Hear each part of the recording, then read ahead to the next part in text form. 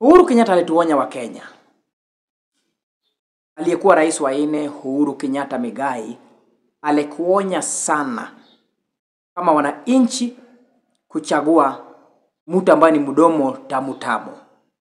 Uhuru Kenyatta alionya wa Kenya akisema ya kwamba itawaramba siku moja, lakini wengi hawakujua kwa nini Mheshimiwa Uhuru Kenyatta alikuwa anasema kwamba msidhabutu kuchagua mtu, ya kwamba mnaweza enda safari na mtu ama mnaweza anza safari na mtu, lakini katika kwenye hiyo safari unaona ya kwamba gari mrudumu imeng'olewa, ukimtuma anaenda kuuza, kidogo kidogo unaona kwamba abiria inaporwa, kidogo kidogo unaona kwamba viti zimeng'oleka.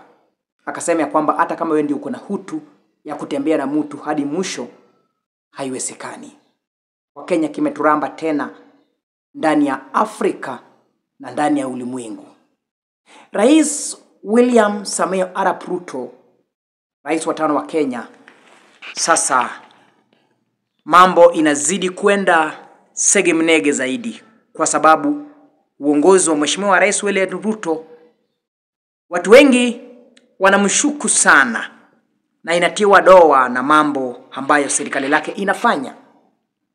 Ndugu zangu, Kenya imejulikana na mambo ya kuleta usalama ama amani katika baadhi ya mataifa hapa Afrika. Lakini swala ambalo tunauliza ya kwamba leo hii Kenya linahusishwa moja kwa moja na vita ya kule Sudan kati ya kundi ya haramu na serikali ama na wanajeshi wa Sudan, RFF.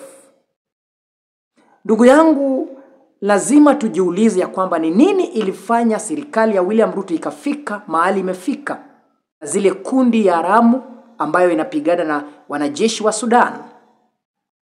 Ndugu zangu, kama jambo kama hili ambalo inasemekana ya kwamba zile silaha ya taifa la Kenya zipo maeneo kule na zinamilikiwa na wale majangili wa Sudan, ndugu zangu, lazima tujiulize maswali. Ni nani ambayo anafadhili hizi kikundi ya kigaidi ambayo inapigana na wanajeshi wa Sudan? Ndugu zangu, tukapoteza soko ya majani chai Sudan kwa sababu wanatushuku kama taifa la Kenya. Kisha serikali ya Sudan ikaban ama ikapiga marufuku ununuaji na uuzaji ya majani chai kule maeneo ya Sudan. Ndugu zangu, kuna kisa kimoja ambaye lazima tujiulize kama taifa la Kenya, kwa nini tumefika mahali ambapo tumefika na mambo ya kufadhili kundi ya kijangili? Kwa sababu international community inashutumu serikali la Kenya kwanza. Baadhi ya mataifa ya Afrika pia inashutumu mwenendo ya taifa letu ya Kenya ya kwamba sio taifa la amani, ila ni taifa ambayo inaongeza mafuta katika kwenye vita ya Sudan. RFS, kundi ambayo tumeona kiongozi wake ilimtembelea mheshimiwa rais katika kwenye ikulu, ikamtembelea aliyekuwa naibu ya rais Geoffrey Rigathi wa Gachagua. Kisha wakaja tena baadaye wakazindua serikali mbadala katika kwenye jumba kuu wa KICC ndani ya taifa la Kenya, chini ya uongozi wa taifa ama chini ya uongozi wa utawala ya Mheshimiwa Rais Daktari William Samoei Arap Ruto, rais wa 5 wa Jamhuri wa Kenya. Ndugu zangu, lazima tujiulize kama taifa la kwamba tusipokaa ngangari kama waliposhuru ndani ya taifa letu ya Kenya, tunaenda kuingiza katika kwenye migogoro ya baadhi ya taifa. Na Kenya tunaenda kukua na jambo ngumu sana kiuchumi. Kwa sababu gani? Kuna baadhi ya mataifa ambayo inaenda kuwekea Kenya kikwazo kama mojawapo nchi ambayo inazidi kuleta uchochezi katika kwenye nchi ya Sudan. Tunaenda kuwekewa kikwazo na baadhi ya mataifa kimataifa na barani Afrika, wakati wataona kwamba ni sisi ndio wenye ambayo inafanya vita ya Sudan inazidi kuenea kwa kazi, kwa sababu silaha zetu imebainika wazi ya kwamba ziko kule maeneo ya Sudan. Zipo silaha ambayo zimechapishwa nembo ya taifa la Kenya, na Sudan wamepigwa marufuku kununua silaha yoyote hapa ulimwengu. Inamaanisha serikali letu ya Kenya kwanza ndiyo inanunua silaha, kisha wanasafirisha kule maeneo kule. Mwezi jana tulipoteza rubani mmoja ambaye ni Mjaluo kutoka kule maeneo ya Alego, ya kwamba ndege lake ilidunguliwa na wanajeshi wa nchi ya Sudan, wakishuku ya kwamba ndege hilo ilikuwa imebeba silaha kutoka maeneo ya kule Saudi Arabia. ama Qatar. Na inasemekana ya kwamba madai ambayo inasemekana ya kwamba kuna baadhi ambayo fedha ambayo tulipokea kama taifa la Kenya kama mkopo zaidi ya bilioni 1.5 billion kwa ajili ya mambo ya hii vita ya Sudan. Sio maneno yangu, lakini maneno ambayo imechapishwa katika kwenye magazeti siku ya leo. Ndugu zangu, inafaa tujiulize, wewe Mkenya ambao unalipa ushuru, vita ya Sudan ni nini ambayo inakufaidi nayo kama Mkenya? Hiyo ndio kitu ambayo unafaa kujiuliza kama Mkenya. Vita hili ya Sudan inanifaidi na nini kama Mkenya? Kana kwamba haipo faida ambayo inanifaidi na, lakini maybe kuna wale viongozi wa taifa la Kenya inawafaidi. Number 1, vita hili inaweka Mudavadi katika kwenye mahali patari ya kwamba yeye ndio waziri wa foreign affairs, waziri wa kigeni, lakini haya madai ambayo inadaiwa ya kwamba lazima Mudavadi hafahamu. Pili, waziri wa ulinzi ambayo ni Bi ule mwanamke ambaye inawekwa mahali pabaya, Soipan Tuya, anawekwa mahali pabaya sana, binti ambaye ni Soipan Tuya. Ndugu zangu, hatuwezi kuwa katika kwenye ambayo sisi wenyewe kama taifa tunaingia katika kwenye migogoro ambalo hatufahamu kama wananchi. Number 1, imetupotezea biashara. Number 2, inachafua jina la taifa la Kenya. Number 3, tuko katika baadhi ya mataifa. Kuna Wakenya ambao wako Sudan, kuna Wakenya ambao wako katika Kenya bara Asia. Itamaanisha kwamba sisi tunaanza kuonekana kwamba ni watu ambayo taifa lao ndio wanachangia migogoro katika kwenye baadhi ya mataifa.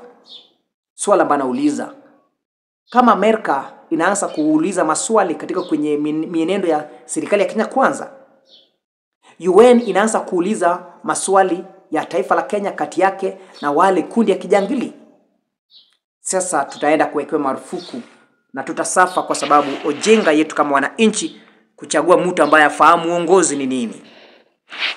Mimi nataka kukuambia Mkenya mwenzangu ya kwamba lazima tuambie mheshimiwa rais wetu, rais wa Jamhuri wa Kenya William Samoei Arap Ruto, kwamba yeye ni rais wa Kenya, hawache kuingiza katika kwenye migogoro ya Sudan.